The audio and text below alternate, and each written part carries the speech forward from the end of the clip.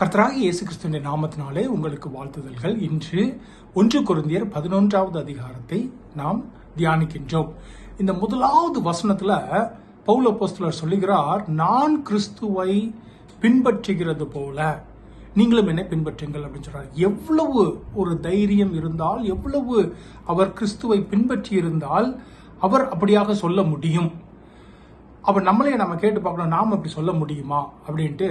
At least நம்ம குடும்பத்துக்கு, நம்ம பிள்ளைங்களுக்கு நம்ம அதை சொல்ல முடியுமா? நம்ம பிள்ளைங்க நாம ஜெபிக்கிறதையும் தேவனுடைய வார்த்தை வாசிப்பதையும் நம்ம குடும்பத்தை கெட்டுவதிலையும் அவர்கள் அதனை பார்க்கிறாங்களா? இங்க பவுல் அப்போஸ்தலர் அவருடைய வாழ்க்கை முழுவதும் அப்படிதான் நடந்திருக்கிறார். அதனாலதான் வாழ்க்கையின் கடைசியில் அவரால் சொல்ல முடியுது, நான் என்னுடைய ஓட்டத்தை ஓடி முடித்தேன், என்னுடைய விசுவாசத்தை காத்து கொண்டேன் அப்படின்னு அவரால் சொல்ல முடியுது. அப்ப நாம் எல்லாரும் இப்படியாக வாழ நாம் முயற்சிக்க வேண்டும். இன்றைக்கு சபைகளிலே இந்த பவுலை போல ஒரு முன்மாதிரியான எடுத்துக்காட்டா இருக்கிறவர்கள் வேண்டியதா இருக்கிறது. அப்போ அப்படிப்பட்ட மக்கள் எழும்பணும். நாம் அப்படியாக இருக்க பிரயாசைப்படணும். நாம் ஜெபிக்கணும். தேவனுடைய பரிசுத்த ஆவியினுடைய உதவியினாலே நாம் அப்படியாக இருக்க நாம் பார்க்க வேண்டும்.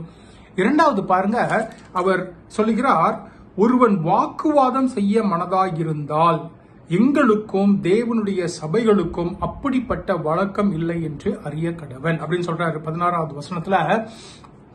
அப்ப தேவனுடைய வார்த்தையை நாம் விளக்கி சொல்லலாம், ஒரு கலந்து ஆலோசிக்கலாம், அதெல்லாம் பண்ணலாம்.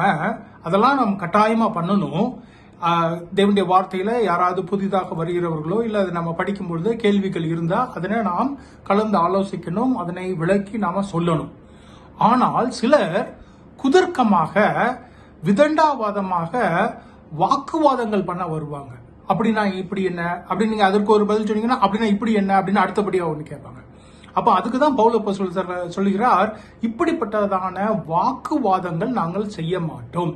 நாங்க விளக்கி சொல்லுவோம், கலந்து ஆலோசிப்போம், அதனை உங்களுக்கு எல்லாம் எடுத்துக்காட்டாக சொல்லுவோம், அதெல்லாம் பண்ணலாம்.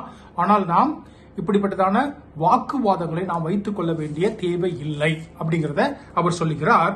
அப்புறம் அந்த 31வது வசனத்துல சொல்லுகிறார், நம்மை நாமே நிதானித்து அறிந்தால் நாம் நியாயம் தீர்க்கப்பட மாட்டோம் அப்படின்ட்டு.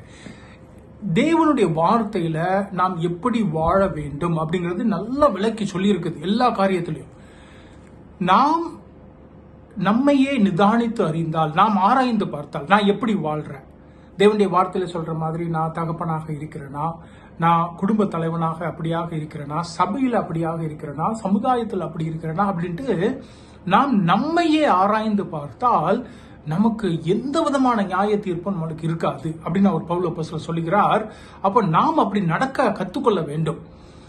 அதே போல நாம் நடப்பது மட்டுமல்ல, நியாயம் தீர்க்கவும் நாம் நிதானித்து நம்மளையே அறிந்து கொள்ளவும் வேண்டும். நாம இன்னைக்கு நிறைய நேரத்துல மற்றவர்களை நியாயம் தீர்க்கிறோம், நம்மையே நாம் நிதானித்து பார்ப்பதில்லை. அப்ப பவுல் அப்போஸ்தலர் அதைத்தான் சொல்றாரு. அப்ப நாம் இந்த தேவனுடைய வார்த்தையை வாசிப்போம், இந்த அதிகாரத்தை வாசிப்போம், நாம் பலன் பெறுவோம். தேவன் தாமே ஆசீர்வதிப்பாராக. ஆமென்.